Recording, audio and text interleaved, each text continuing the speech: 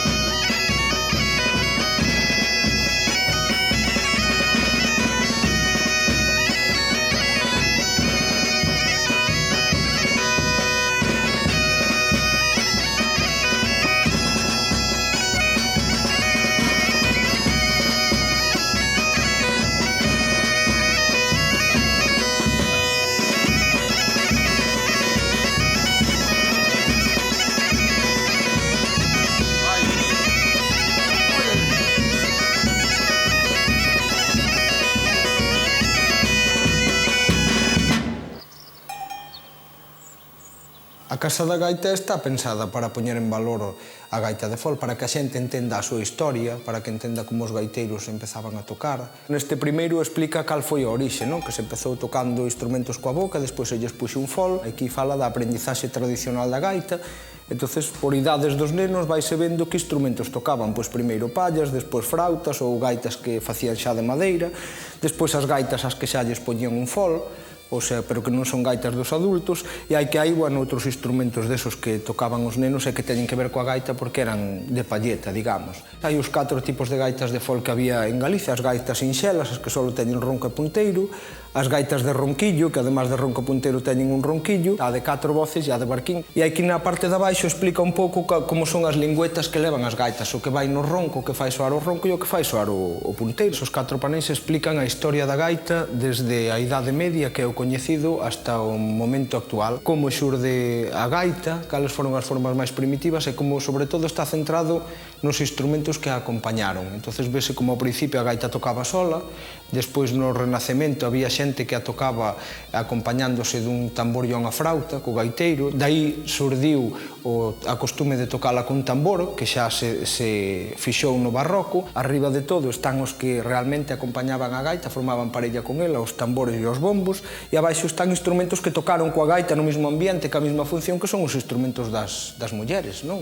Que que cantaban e tocaban con eles. E despois explica un pouco a idade moderna, non? Como a partir do gaiteiro e o tambor se lle foron incorporando instrumentos das bandas de música, como surdiron as charangas e ese tipo de formacións. Nestas do centro hai instrumentos variados que teñen que ver coa gaita, as requintas, as frautas, os acordeóns. E finalmente aquí nesta zona está a exposición dedicada a Ricardo Portela, que foi unha persona, un gaiteiro moi representativo do que era o gaiteiro galego, e hai un conxunto de frases portelianas, que ele era un home moi incisivo e moi intelixente, e que o definía, eu que sei, por exemplo, o gaiteiro é un intérprete das esencias máis xebres da música de Galicia, ten nas súas mans o instrumento representativo dun pobo, o sea, tiña moi claro o que era el, e decía que lle daba moitas gracias a Deus por terlle dado a habilidade de tocar.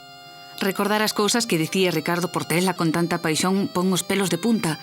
El foi un dos motores na creación da Asociación de Gaiteiros e o seu primeiro presidente. Era un home admirado e querido e a súa figura simboliza os ideais cos que naceu e que aínda mantén hoxe a asociación.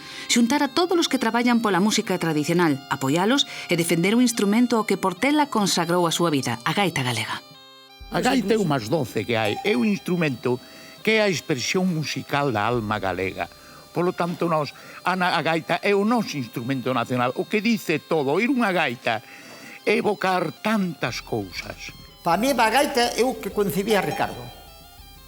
Que somos folcloristas, que somos músicos, que levamos a música, que queremos que a gaita sea o instrumento que canta Galicia. Sentía moito o que facía, que é o importante, o sea, que o que estás facendo, para que eso chegue e que se transmita, é que tens que creer nel fondamente.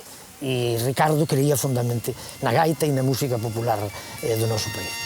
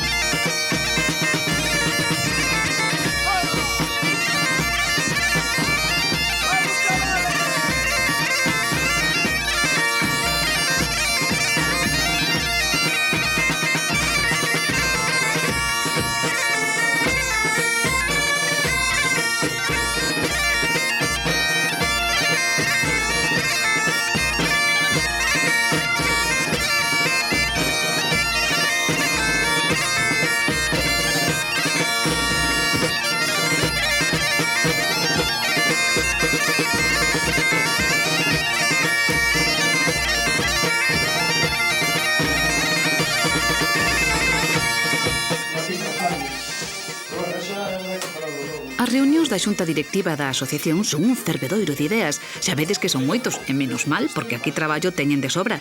De feito, nos últimos anos a asociación recuperou o ritmo e volve a ter unha actividade intensísima. Decidiron poñerse as pilas e fixeron unha campaña de captación de socios e chegaron case aos 800. Paso a paso seguen avanzando no camiño que hai 30 anos comezaran os pioneiros da asociación. E este sí que o tiveron difícil, porque daquela calquera avance necesitaba dun enorme esforzo. Hoxe teñen páxina web en internet, pero no principio a cousa era ben distinta. Eu quero lembrar que incluso eu tive que ir a Madrid porque daquela xunta de Galiza non tiña competencias ao ser unha asociación supraprovincial, tive que ir a entregar a documentación ao Ministerio do Interior. A Asociación de Gaiteiros Galegos naceu como tal en 1985, e iso sí, despois dun proceso que comezara con distintas xuntanzas na Escola de Gaitas de Santa Marta de Ortigueira e que continuara despois en Melide. Naquelas primeiras reunións, unha das prioridades foi a de xuntar os gaiteiros maiores, porque non só non mantiñan contacto, senón que algúns eran rivais declarados. Era necesario rescatar todos e saber para que os máis novos puidesen tomar o relevo. Nós o que tiñamos era unha intención clara de defender o instrumento nacional noso. Chegamos a ser un pouco conscientes de que había que retomar aquelo dos gaiteiros máis maiores que xa empezaban a abandonar e empezar a continuar co seu legado, non? E era un pouco o espírito que nos movía, é dicir, que continuar con aquelo, que aquelo non desaparecera, non morrera, porque ainda que hoxe poda parecer increíble, eu aseguro que non faltaba moito para que a gaita realmente desaparecera en Galicia. Con ese espírito traballaban os membros daquela primeira xunta xestora. Ali estaban Ricardo Portela, Pepe Ferreirós, Mingos Fuciños, Xavier Garrote ou Xoán Rodríguez Silvar. Naquelas primeiras reunións conseguiron xuntar os grandes nomes da gaita en Galicia e xunto con eles a algúns rapaces novos que asistían admirados ás conversas dos seus mitos. Tiven a sorte de que nos convocaron para a primeira Asamblea Constituinte que se fixo en Santiago de Compostela no Colexio La Salle e ver ali a Ricardo Portela, os gaiteiros de Milladoiro, a xente de Muxicas, Antón Corral, é dicir, digamos que eran referencias para xente que estábamos comenzando naquela época, era como ir hoxe a falar dos Beatles. Nosotros aspiramos, en primeiro lugar, á dignificación da gaita e do gaiteiro, que o gaiteiro deixe de ser ese señor, o coitadiño, que lle poñen unha gaita e se cuidan que leva un aparato aí de meter ruido. Porque ignoran o que é a gaita, o significado da gaita, o que significa pa Galicia. A expresividade que ten, expresión musical da alma galega con moitos séculos de tradición. Hai que buscar unha unificación de criterios pro ensino da gaita. Entón, sí, recabar, porque claro, para pedir algo temos que ofrecer algo. Non pedir así por pedir, no, vamos a facer iso. Entón, sí, dos organismos oficiales teñen que volcarse con nós, porque xente aí acuden a nós ilusionados. Esta xente, nós temos que asumir o momento histórico que nos toca vivir. Esta xente non a podemos defraudar.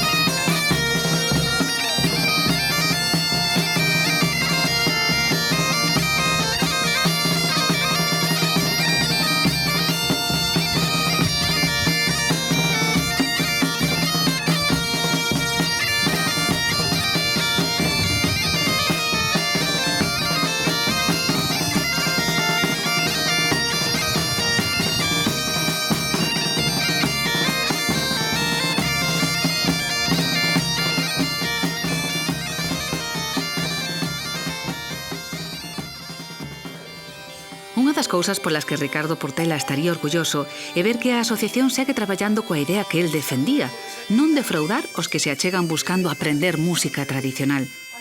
A Tradescola de Lugo naceu con este obxectivo e cun claustro de mestres difícil de igualar porque todos son profesionais cun currículum de impresión, que o mesmo imparten clases magistrais como improvisan unha festa en calquera momento e saelles sempre que dá gloria oílos.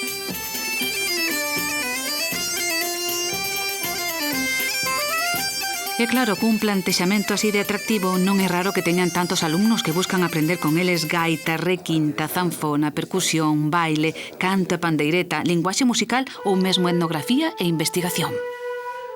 Iniciouse un pouco, pois eso, coa idea de poder ofrecer formación integral, digamos, a todo o alumnado que estuvese interesado na cultura tradicional galega, non? Un pouco, pois eso, aparte das clases da Tradescola, intentar facer actividades a maiores que puidesen achegar a cultura tradicional a toda a poboación.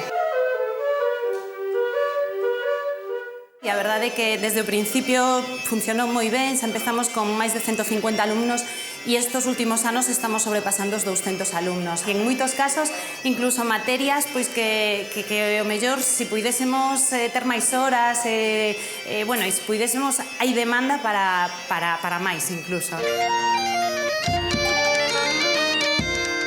Por se alguén ten dúbidas, no portal web da asociación podemos atopar información completa sobre as actividades e os mestres da Tradescola.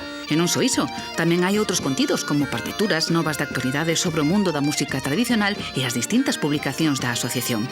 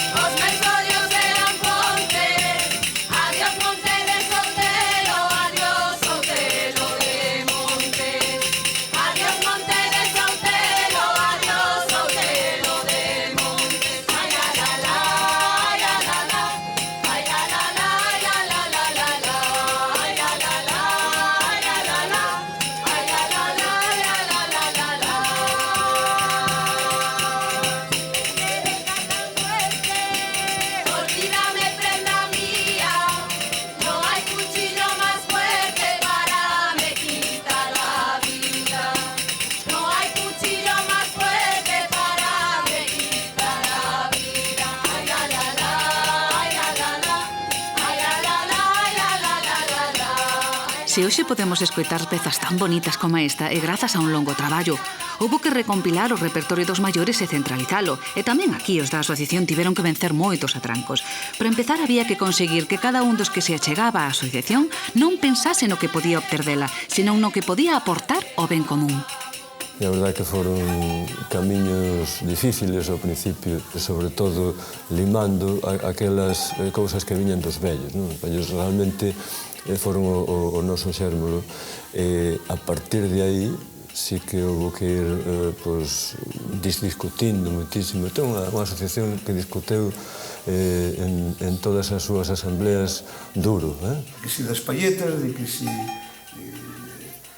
digamos, os foles de coiro, de que si as tonalidades. É dicir, que aparte da importancia de xuntármonos, artesáns e gaiteiros, e máis de progresar no estudo da gaita reglada, de loitar en contra da gaita foránea, tal de como estamos, todo o que se fixo, é importante tamén de que deu pé para que falaran entre eles. Había moita, digamos, diverxencias, había moitos segredos. Os constructores non querían enseñarlle os uns aos outros as súas artes na construción das gaitas. Os gaiteiros tamén non querían dar información das pezas. Había un pouco como dicir, bueno, sei no eu e, bueno, tamén teño o que tengo o saber, pois ten un pouco máis de poder, non? Entonces, pois non se, un pouco non se había casos e casos, non? Pero, bueno, eu teño vivido os dous casos, de xente moi desinteresada que te enseñaba todo e outros que eran como un pouco máis reservados, non? Que deixémolo aí. Foi unha brente, unha alborada, así en sentido metafórico, de a gaita na Galiza, da percusión e de todo o que creo que foi moi importante como un revulsivo que hoxe está aquí para verse.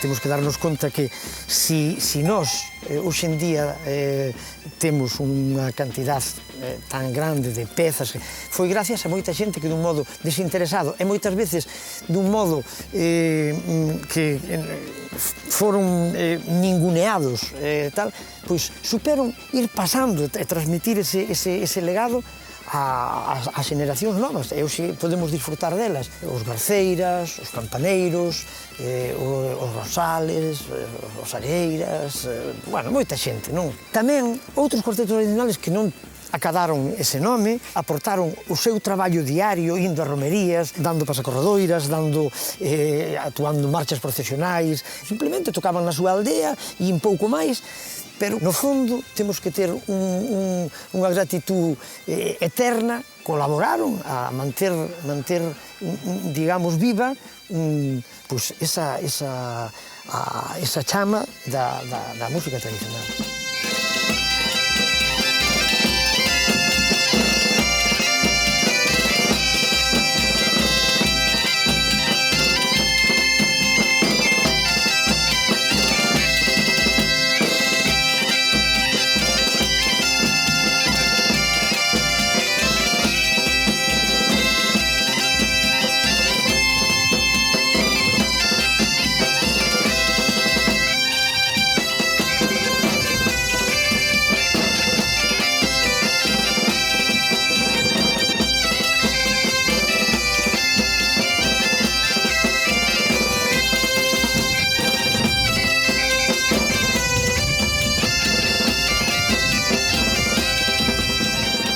dos grandes logros no que tamén tivo importancia a Asociación de Gaiteiros Galegos é que haxa cada vez máis persoas interesadas na música tradicional, músicos, bailadores ou artesáns, e que cando agora se escoita tocar un gaiteiro se faga de novo con respeto e con admiración. Recuperamos orgullo e iso é un gran paso. O gaiteiro sempre estuvemos nun callexón aparte, como digo. Nunca fomos persoas normales.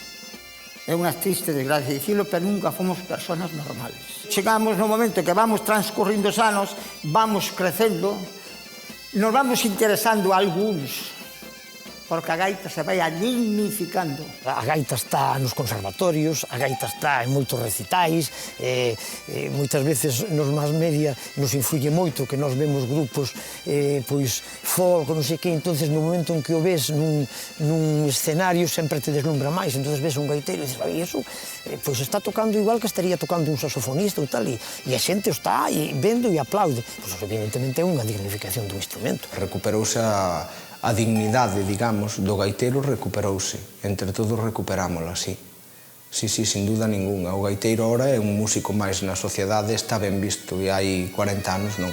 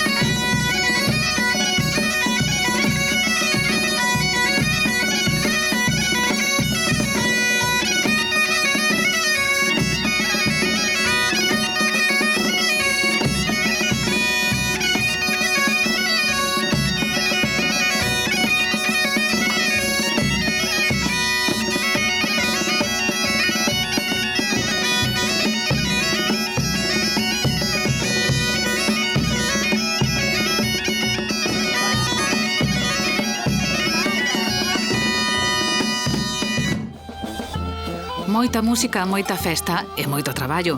Para que vos fagades unha idea do ocupados que andan, aí vai un resumo de algunha das actividades que organiza a Asociación de Gaiteiros Galegos. No Festival de Pardiñas, en Guitiriz, aproveitando que vai todo o mundo a disfrutar da festa, fan desde o ano 94 unha mostra de artesanía. A máis antiga da península é unha ocasión única para achegarse ao mundo dos constructores de instrumentos tradicionais, que tamén teñen unha forte presencia na asociación. Desde hai 12 anos celebran o Memorial Ricardo Portela, un concurso de cuartetos en Pontevedra que lembra a figura do mítico gaiteiro de Viascón. E como o baile é outro dos piares da asociación, organizan varios cursos e unhas xornadas que sempre están concurridísimas. Co mesmo afán de divulgar as distintas facetas da tradición, levan feito publicacións, editaron discos, organizaron dúcias de cursos, charlas e xornadas por todo Galicia, como as dedicadas á trompa na Fonsagrada ou á construcción de palletas. E como teñen moi claro que nos máis novos está o futuro, prestan especial atención ao ensino. Desde hai 5 anos reúnen nun congreso os mestres de música para que dean cada vez maior presencia nas aulas a música galega.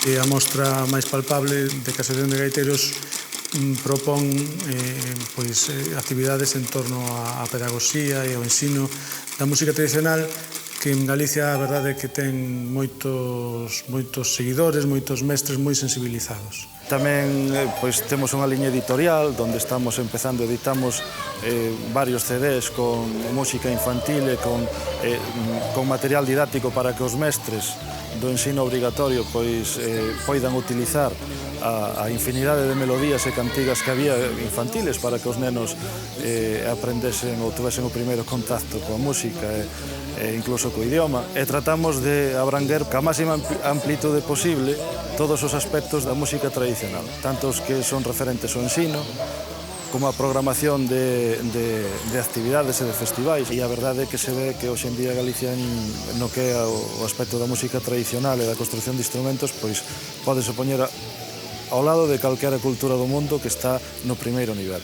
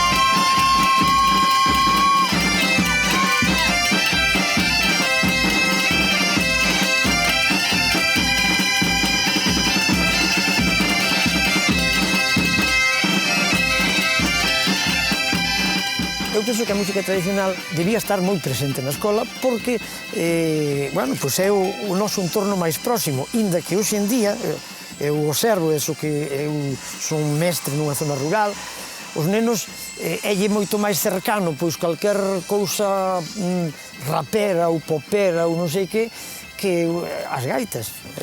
Desgraciadamente é así. Con toda esta tecnoloxía dos videoxogos e demais, eu sempre digo, e eu penso profundamente, que nunca foi tan necesario enseñar música, neste caso música galega, ou facer deporte, ou facer teatro, como agora. Precisamente porque hai outras actividades que están suplantando as actividades de sempre, e as actividades de sempre son moito máis educativas para os alumnos que outro tipo de actividades que os enganchan máis, pero que a medio plazo non consiguen que sean persoas máis formadas.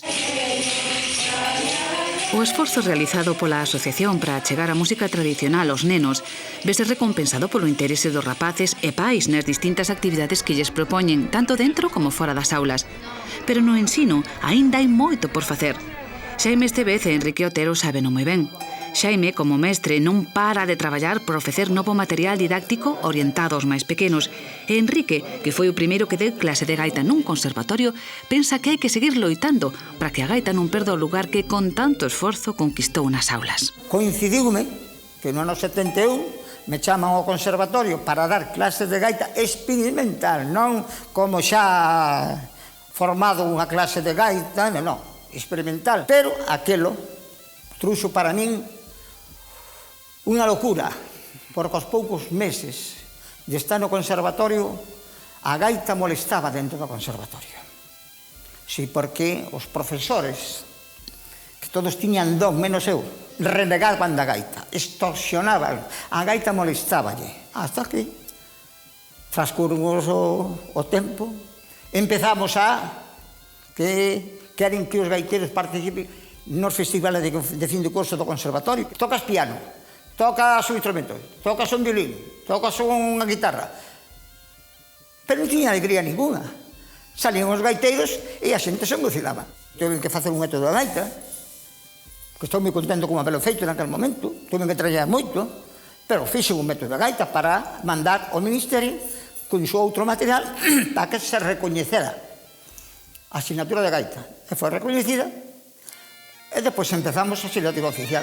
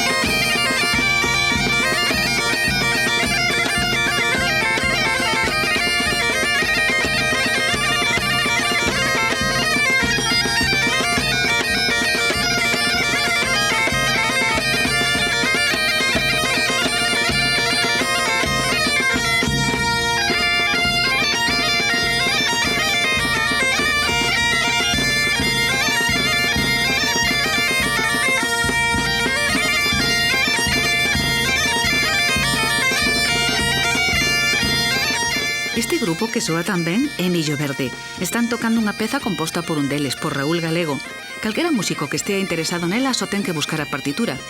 Isto que agora nos parece tan sinxelo e tan lóxico, hai anos era un imposible, non había partituras. Así que se conservamos escritas as pezas máis antigas dos vellos gaiteiros e podemos saber como soaban e, en boa parte, grazas ao labor da Asociación de Gaiteiros Galegos. Unha cousa que hoxe en día, para moita xente que non estará vendo, xente nova, que non viveu esa etapa, que con ir a internet e dar un botón e tal, ten ao seu alcance un fondo de partituras e todo eso, que cando nos empezamos era inimaginable, quero dicir, para conseguir unha partitura de gaita te vías mico, así de claro. Entonces, nos creíamos que esa, por exemplo, tamén era un motivo importante, non? O de un pouco salvaguardar ese repertorio, ofrecelo a xente que quixera traballar con el, que non tuvese problema de acceso, todo eso, pois, hoxe en día é unha realidade.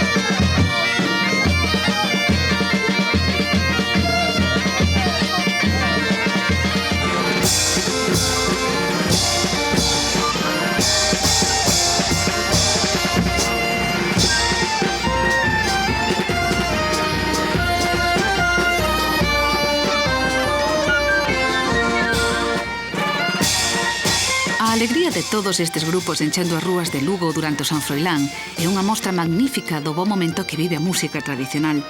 Pero para chegar ata aquí, tivemos que contar primeiro co mérito dos gaiteiros vellos, algúns case heroes, que non abandonaron a súa paixón ni nos peores momentos. E despois, co traballo daqueles que un día se deron conta de que había que facer algo para evitar perder definitivamente séculos da nosa cultura. Coa paixón e o esforzo duns e máis outros, seguimos aquí. E o mellor é que temos a Asociación de Gaiteiros Galegos para vixiar e asegurarnos que a festa continúa. Que se pode facer moito máis? Sí, pero para iso estamos, evidentemente. Entonces, e está a asociación e, evidentemente, non damos por zanxado un traballo. Eso é un traballo que seguirá e que outra xente que xa ven detrás nosa con moita máis forza e moito máis empuxe, porque é lógico, é unha cuestión da edade, pois xa están aí e xa están empuxando e que serán os que irán transmitindo aos que veñan detrás. Bueno, esta é unha cadea que esperemos que non se rompa, como en momentos determinados prácticamente casi se rompeu. Vendo o que era o mundo da gaita daquela época, o que hoxe o gaiteiro ten outra imaxe, é portada de revistas, falase moito deles, grábanse moitos discos, hai actuacións, son días de glamour, non, para os gaiteiros. Cando nos empezamos con isto, nem nos imaginábamos que fora a coller estas dimensións en tan pouco espacio de tempo. Era impensable. Ollando así cara atrás, dase un conta que o momento que se vive é esplendoroso. É dicir, en casi ningún sitio do mundo está a cultura viva como está aquí, porque ahora ti vas a unha festa e por fin hai gaiteiros tocando fora do escenario e xente bailando con eles, que é o que sucedía, pois, facía antes da guerra. Entre todos conseguimos volver a vivecer unha cultura que estaba en perigo, e que sigue tendo partes que están en perigo, como os instrumentos dos nenos, por exemplo. Hai algunhas partes que ainda están por recuperar, pero non seguimos machacando.